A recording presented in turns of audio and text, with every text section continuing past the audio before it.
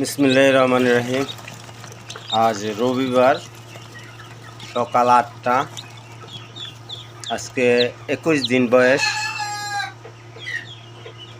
দেখুন ইনকিউবেটরের বাচ্চাগুলো ইনশাল্লাহ ফুটতেছে। আজ ২১ দিন। এটা আমার নিজের বানানো ইনকিউবেটর। এই সকাল সকাল ছোট্ট একটা ভিডিও করলাম আপনাদেরকে দেখানোর জন্য। যদি ভিডিওটা ভালো লাগে লাইক দিবেন, শেয়ার করবেন, কমেন্টে জানাবেন কিরম দেখাচ্ছে আমার ইনকিউবেটরের প্রথম দিনের বাচ্চাগুলো।